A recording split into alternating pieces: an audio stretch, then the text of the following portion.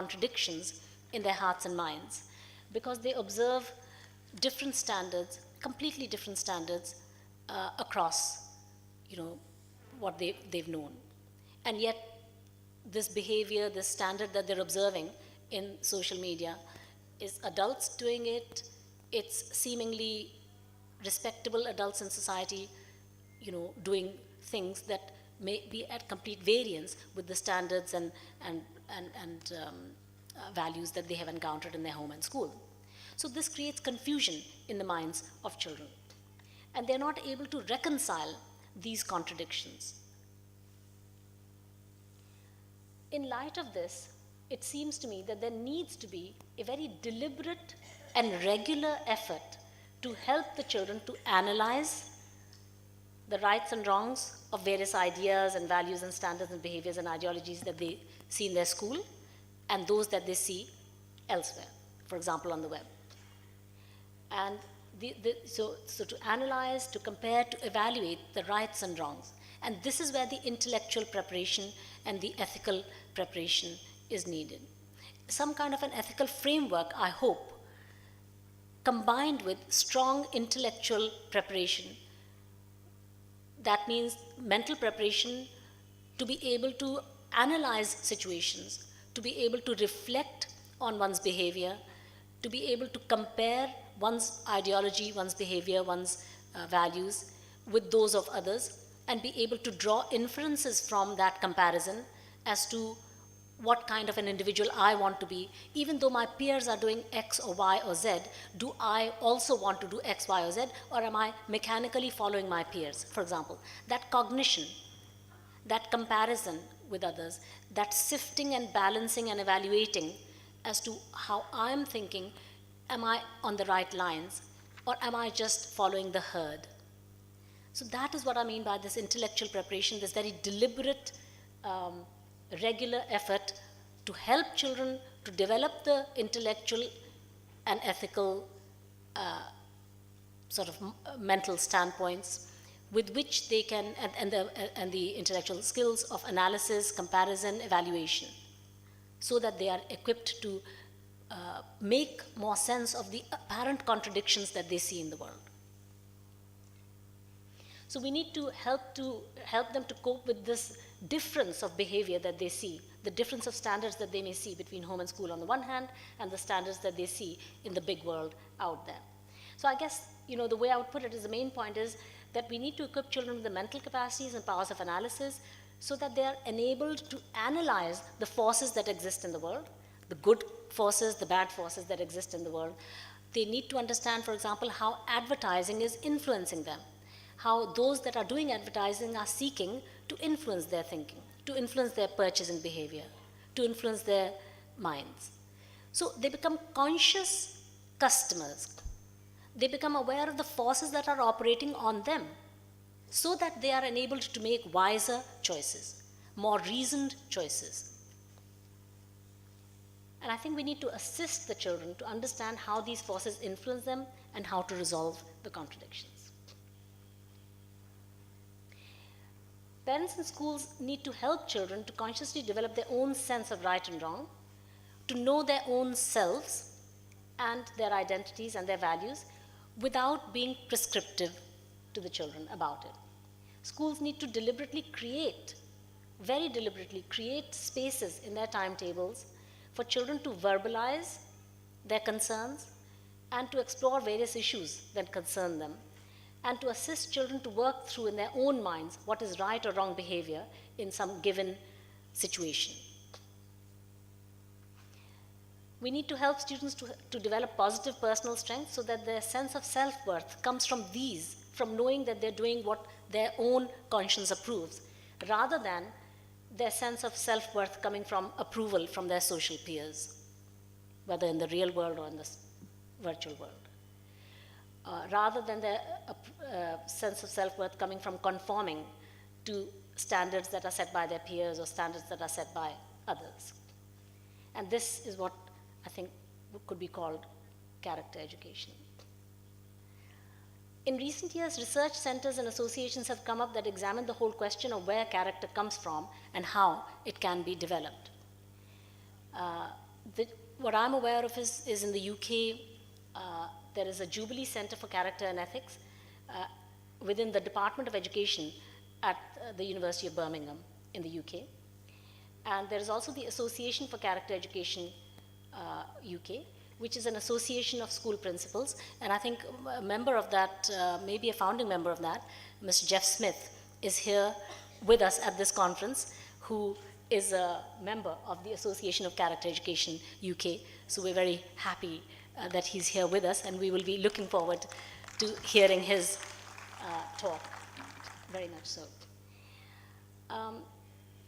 So one of the questions in this research is, can character be taught? And the subject has attracted quite a lot of research, and would you believe it, the opinion is divided as to whether character can be taught. So, there's a whole range of studies that look at this body of evidence, and this study in particular finds that there is no impact from character education onto student behavior.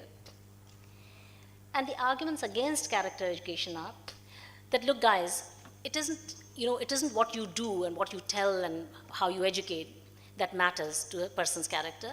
It is inborn. It's either there or it's not. Okay? It's genetic, it's nature. Okay? It's inherited. It's not nurture. Even if you did better nurture, you wouldn't be able to improve character. That is this pessimistic view that comes out of, this is a view against doing character education at all. And this view says that there's no evidence that school character education programs are effective.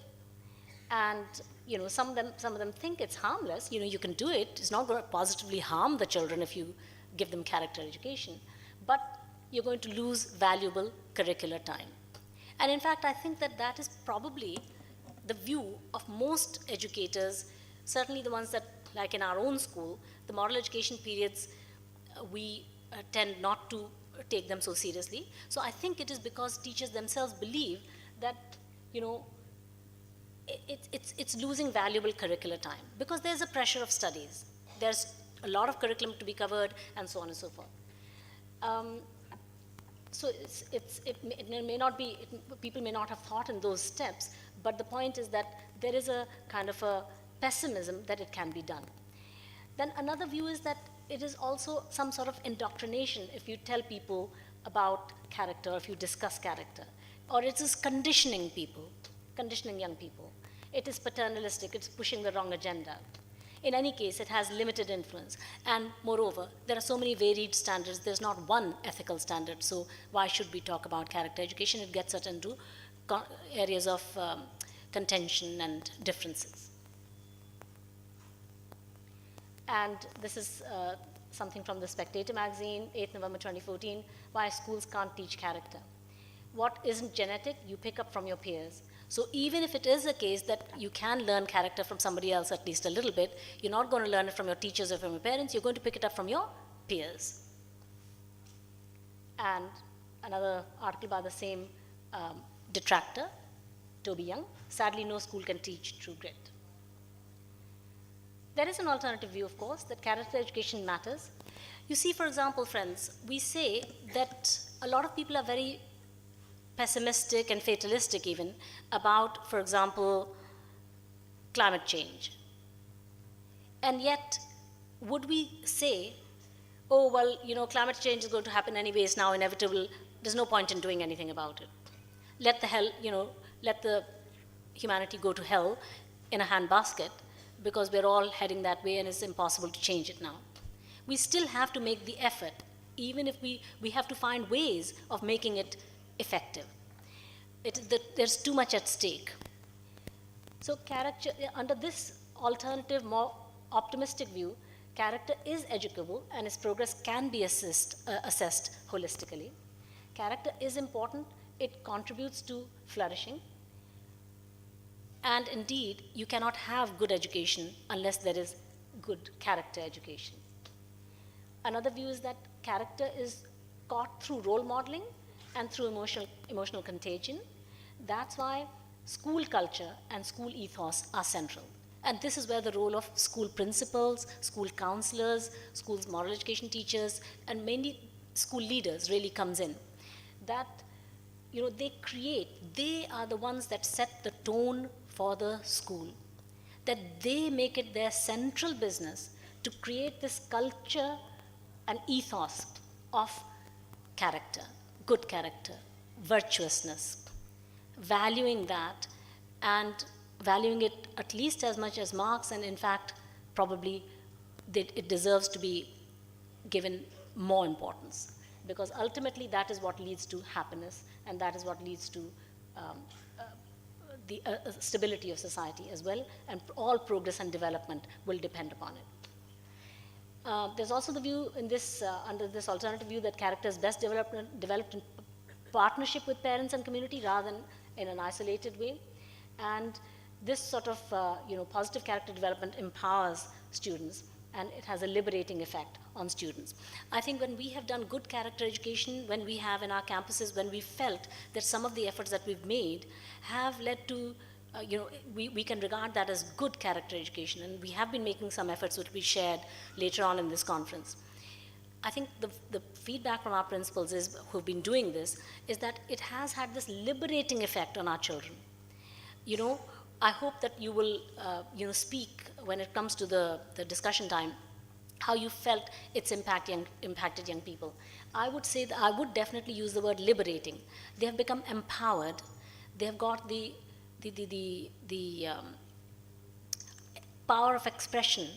They have developed their powers of analysis. I think that is when character education begins to have visible impact. You can see that a young person who was previously shy, retiring, easily impressed by peers, and easily fell into bad habits, once they've gone through an impactful character education program, how they can become empowered, how they can begin to make their own choices wisely rather than following their peers. And that is, you can see that child is now liberated. That child has become an independent thinker, an empowered individual. And perhaps it is the way in which moral education is given that makes it ineffective, if it is prescriptive or didactic rather than autonomous and reflective. If it is taught as a separate lesson, not integrated with the rest of it. And here I have a quote: "The virtues sought to be taught must be embodied in the teaching and must infiltrate the whole culture of the classroom," okay, rather than as a separate lesson. And if we are doing character education as a theoretical thing and is not joined with service, then again it'll be hollow. So the question to ask about a school's character education strategy is whether that character education strategy in our school is intentional, it's deliberate, it's planned, it is organized and reflective, or it's just assumed that yes, we have moral education lessons, so it must be happening. It's not consciously and deliberately put in place, or if it is reactive to some unfortunate instance that has happened, some very poor example of very poor behavior by a child in the school, which becomes headlines, and then we react to it. So if our moral education strategy, character education strategy is reactive to those rather than pre-planned and deliberate and intentional, or if it is random. So I think those are probably some of the reasons, possibly, why moral education, if it's done in particular ways, is ineffective. I think schools have a responsibility to define and list the virtues that they want to prioritize, and then to integrate them into all teaching, and to actually have definitions of virtues around the place, and these virtues, the choice of virtues that the school adopts for itself, it can come from the students themselves, by asking the students, what virtues do you value? What do you think are the most important things that we all need to practice in our school community in order to have a happy life in our school, to have a happy community life in our school in which everybody flourishes, nobody feels put down, and everybody feels empowered? What are the virtues that you would regard, children, as the most important? And we're going to have, 6 virtues for this month or this year to practice, or whatever. Very clear, deliberate articulation and a democratic choice of the virtues that the children, then those virtues have been chosen by them themselves, and they will come up with ways of implementing them. involving parents. Primary teachers, of course, are at home, they are the parents, and therefore home is the primary classroom of the child. And schools have to realize that the ultimate success with students will depend on how they're going to be able to integrate whatever they offer, whatever they do, with what the parents are doing. So that's another aspect of a successful character education program, to bring the home and school closer together, to provide that coherence, so there's not this dissonance that different standards are applied. And what are some of the efforts that the schools are doing in order to close that gap between parents and schools? We would like to learn from you, and we'd like to share some of the things that we do with that. So in conclusion, the aim of our studies, Aristotle said, the aim of our studies is not just to know what virtue is, but to become virtuous. So it is not just that we academically study virtue, but that we study it in order to practice virtue.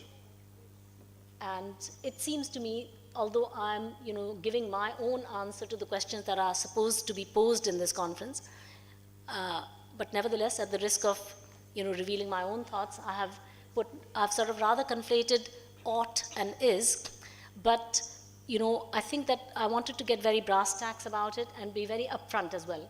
So I think character education is very needed, and it would be a far more effective way to deal with the problems of the insecurity faced in schools and also the insecurity in the world. Thank you so much.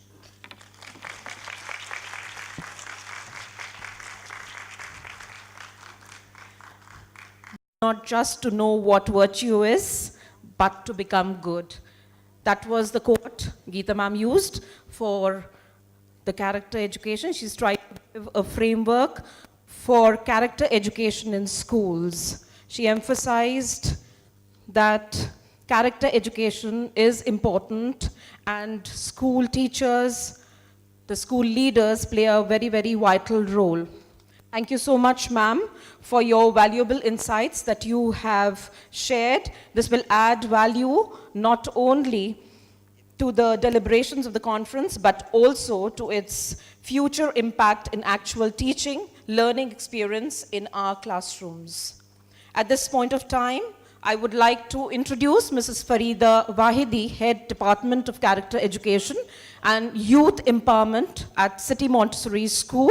She's also the convener of the conference.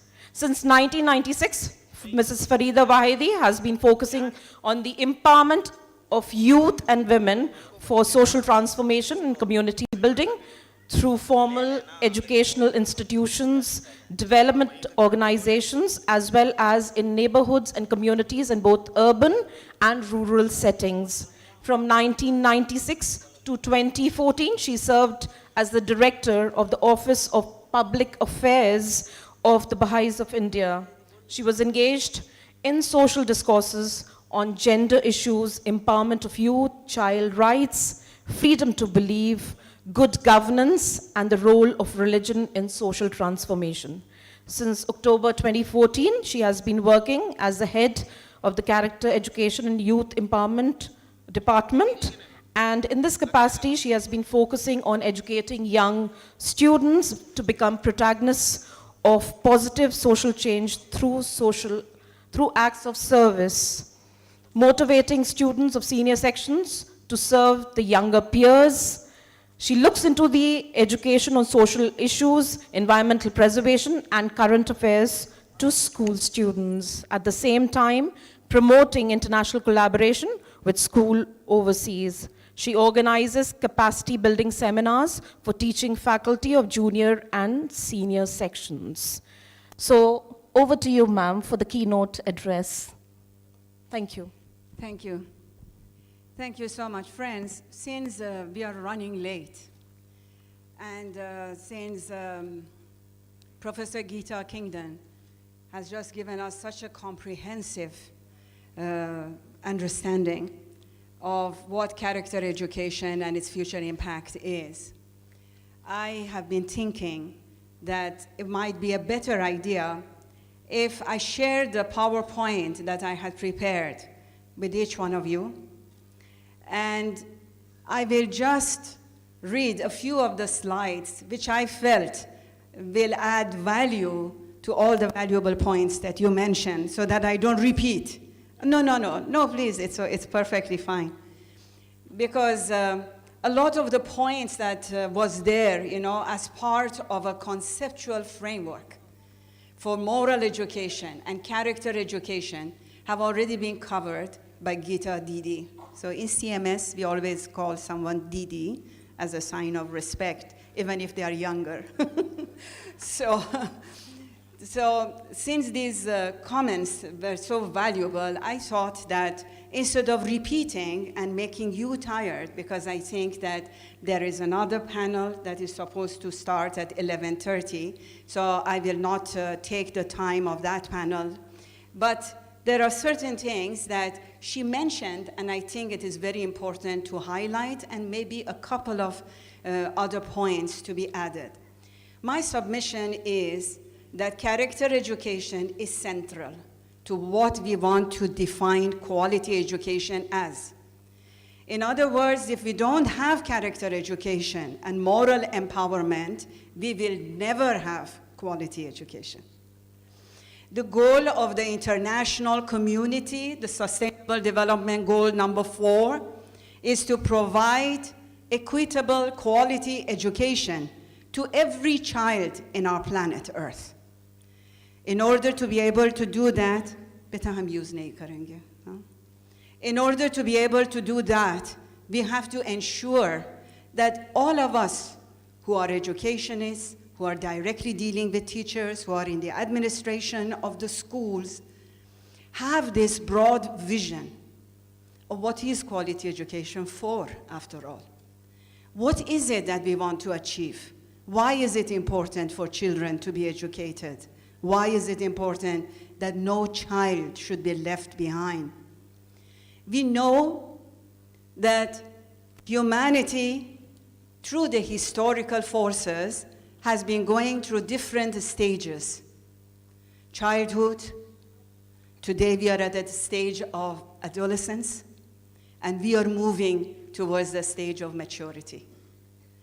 For us to pass through this adolescent period, it is very important to have a broad perspective of what quality education is. Therefore, the need to have a broad conceptual framework, an evolving one, something which is not rigid, something which as a result of further knowledge and experience, we are able to change in accordance with the need of the time. The vision that we have for providing quality education, my submission to you is to establish a divine civilization. That is our vision of a quality education. What is the meaning of a divine civilization? It means a civilization where the concept of the unity and oneness of humankind is completely internalized by each and every human being. And that with that firm conviction and belief, we are working towards the methods and approaches by which we can help in the moral empowerment of our children, youth, junior youth, as well as adults, so that we not only change ourselves morally and spiritually, but we also become the most active protagonists of bringing about the change and the transformation in the structures and systems of society. One without the other will be impossible.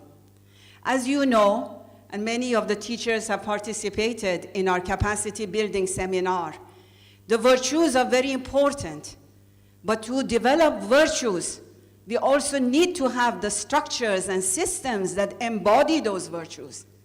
If I believe in the principle of justice or in the principle of equality of men and women, but I live in a family setup that has over the years and generations been inadvertently, unconsciously practicing inequality, I can never practice justice. Therefore, one without the other will become an impossibility. And therefore, I would like to mention this beautiful sentence. There is a question of the building of a civilization which is connected to the spiritual qualities that we need to develop. If we think this way, then it becomes very clear that moral education and questions of morality in general cannot be examined in isolation from the forces that shape society and move civilization. And they certainly cannot be separated from those forces that create a movement of history. We all know that we live in a society where we are continuously witnessing both disintegrative forces as well as the forces of integration. We gathered here belong to the forces of integration. We have to understand that what is it? What is the magnitude of that? Didi mentioned one of the very important things, that science, technology, even our chief guest mentioned it, that we have advanced and developed so much. The choice before humanity, therefore, is not the economic choice or a political choice in order to move towards the creation of a world order based on the principles of justice and love and peace. That choice is a moral choice. For the individuals to make moral choice, is it possible for them to do that without that moral empowerment and moral education, which has to be at the very basis and foundation of our upbringing and development? That's the question before all of us. Thank you, friends. So we come to the end of the first plenary, and we are running a bit late, so we'll immediately start with the second session. Can the chair and the co-chair of the second session please come here? Thank you. Didi, if you can also honor our speaker, Gita Didi. We'd like to take this opportunity to honor our speaker for this plenary, Professor Geeta Gandhi Kington. Ma'am, would you do the honors, please?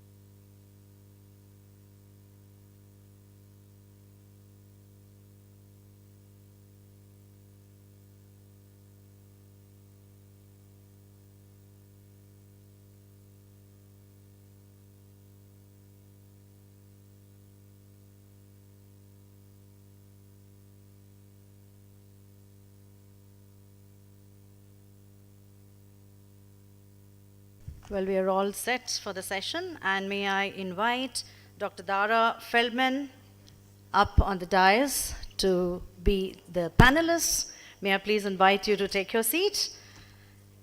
We are very fortunate to have Mr. Jeff Smith. Yeah, Mr. Smith, may I please request you to join us? And I would also like to invite Dr. Hamid Mohajer to please come up and occupy his seat on the podium. May I request my co-chair, Mrs. Aditi Sharma, to please join in. Okay. Please take your seat. My salutations to this august gathering present here. I would first of all very warmly like to welcome you all to this second session of the International Conference on Character Education and Future Impact. Well, the teacher in me is telling me that we must all stand up for a minute so that we feel a little refreshed and then sit down again. Should we do that? Yes. I felt we are a little dull here, so we must stand up for a second. And now, are we okay? Let's wave our hands a little bit, and then please sit down. Please occupy your seats. Thank you so much. Well, in the first session, we heard some questions that were raised, and I hope in this session, those questions are going to be answered. Let us just ponder a little bit on what character is. Character, they say, is the magic ingredient that sets you apart from the rest. Character comprises our thoughts, it comprises our feelings, our actions, and our words. They also say, an ounce of character is worth a pound of intelligence. Well, today all of us have gathered here as educationists to ponder upon the very urgent need of character education and, of course, the future course of action.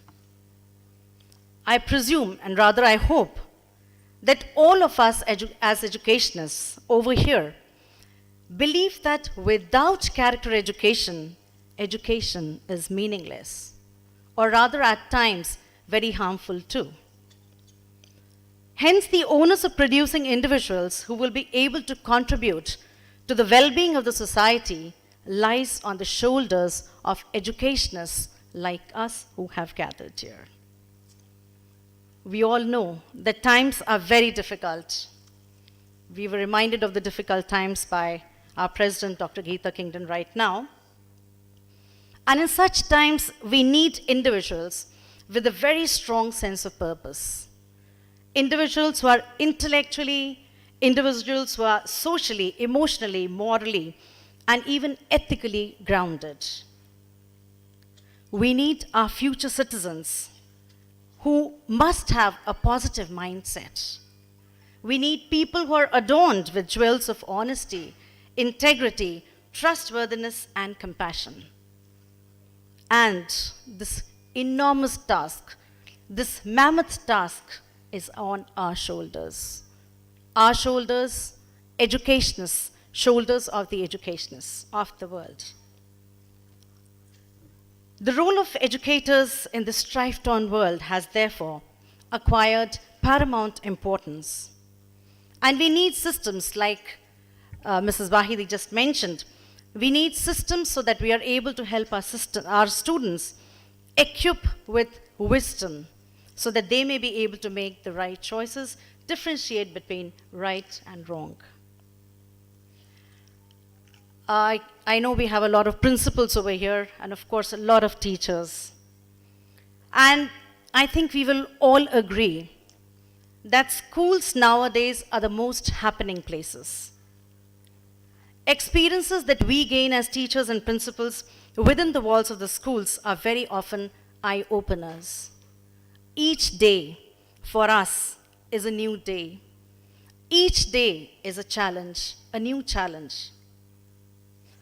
We today as educators are actually dealing with live wires. Do you all agree? We are actually dealing with live wires in our schools. Our words and actions have a huge impact on the child's personality, on the child's psyche.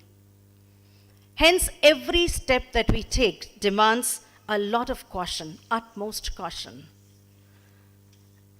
Indeed, the situation is very, very frightening. But the bigger question here is, why? Why do we need to be so cautious? Why can't just be simple human beings and be able to deal with our students as children? I wish our children were stronger. Let's reflect back.